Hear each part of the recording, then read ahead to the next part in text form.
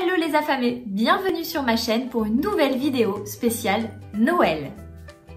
Pour l'occasion, je vous présente une recette qui est absolument géniale, hyper ludique et qui va épater vos convives. Un petit indice, le Père Noël, et vous allez le faire en gâteau. D'ailleurs, je vais vous montrer tout de suite pour vous donner très envie de reproduire ça et de bluffer vos convives. Allez, c'est parti! Dans un premier temps, vous allez prendre 120 g de beurre doux que vous allez couper en petits dés. Ensuite, vous allez prendre une tablette de chocolat noir que vous allez casser en petits morceaux pour que ce soit plus facile à faire fondre. Vous mélangez le beurre et le chocolat que vous allez faire fondre au micro-ondes, comme moi j'ai fait, ou bien au bain-marie, comme vous préférez. Je le fais en 2 fois 55 secondes, c'est plus simple. Vous allez ensuite casser 4 œufs dans un bol à part et prendre 120 g de sucre. Moi j'ai pris de la cassonade et j'ai rajouté 2 sachets de sucre vanillé pour donner du goût. Vous mélangez le sucre avec vos 4 œufs.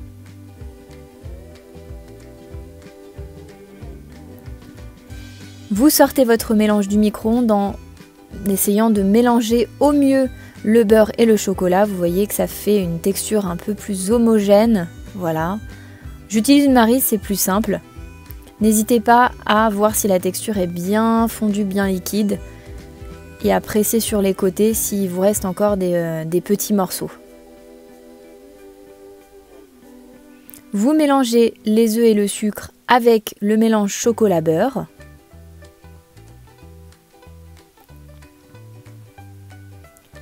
J'utilise un fouet, c'est beaucoup plus simple, vous raclez bien les bords. Et je vais prendre, pour ajouter un petit goût de noisette, 20 g d'huile de noisette. C'est super bon, que vous allez mettre à l'intérieur de votre préparation. Si vous n'avez pas d'huile de noisette, c'est pas grave, vous pouvez mettre une autre huile. Je rajoute une cuillère à café de bicarbonate alimentaire, attention, pour rajouter un peu de moelleux, et 2 pincées de fleur de sel à la vanille, ou une fleur de sel classique, ça rajoute vraiment un petit goût sucré-salé.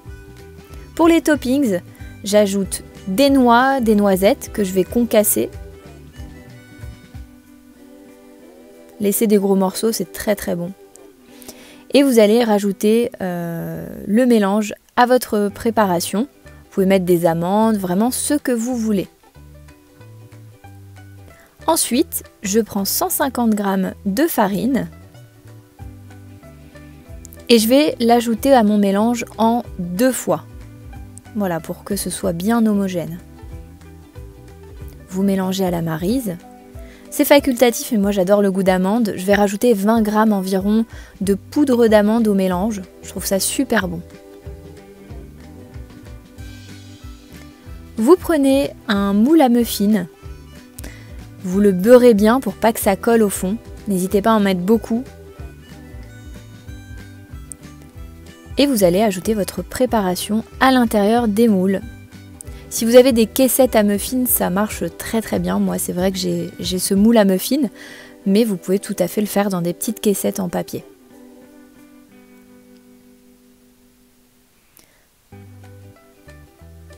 Je tape toujours mon moule pour que ça soit bien homogène et ça se lisse un petit peu. Dans un four préchauffé à 180 degrés, vous allez enfourner les muffins pour environ 20 minutes, jusqu'à ce qu'ils soient bien cuits. Et voilà, la première étape est prête. Passons à la chantilly. Donc avant toute chose, vous allez mettre vos ustensiles au frigo pendant au moins 20 bonnes minutes, ainsi que votre crème fleurette. Alors j'ai utilisé 40 centilitres de crème entière liquide que je vais commencer à battre tout simplement pendant 3 bonnes minutes. Ensuite, vous allez ajouter votre sucre glace. J'ai utilisé 65 g de sucre glace que j'ai ajouté en 2 fois. Donc là, vous voyez, j'ajoute la moitié de mon sucre glace avec un fouet un petit peu plus rapide. Et je rajoute l'autre moitié en continuant à battre assez fort. Laissez battre environ 7 bonnes minutes. Moi j'ai ajouté un peu d'extrait de vanille, voilà, pour que ça donne un petit goût sympa. Et vous voyez qu'au bout des 7 minutes, vous allez avoir une texture un peu plus ferme. Il faut que ça forme une sorte de bec d'oiseau. Voilà, n'hésitez pas à goûter, c'est super bon.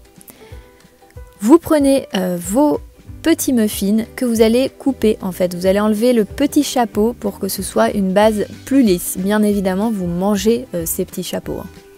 Vous prenez des fraises qui sont assez grosses pour que ça rentre bien. Vous allez couper le côté où il y a la petite feuille verte, un petit peu plat. Vous allez soit prendre une poche à douille, soit un sac congélation, enfin vraiment quelque chose qui vous permet de faire voilà, ce petit pochage. Je vous le remonte de plus près, donc vous allez faire un cercle avec voilà, votre crème chantilly tout autour. Vous remplissez la base pour que la fraise soit un petit peu en hauteur. Vous la positionnez au milieu et vous pochez également une petite boule au-dessus pour faire comme si c'était un bonnet de Père Noël. Et voilà le résultat. C'est super simple, c'est très bon. Et puis je trouve ça hyper sympa pour les fêtes de Noël. Ça va super bien avec le reste de ma petite déco et mon calendrier de l'Avent Dégustabox. C'est pas trop mignon. Bravo, vous avez réussi la recette.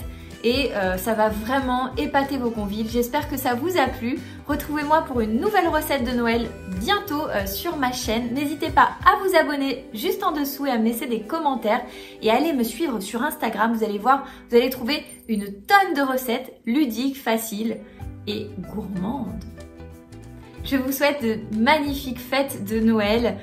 J'espère que vous allez tous trouver des petits moments de plaisir comme ça pour profiter un maximum.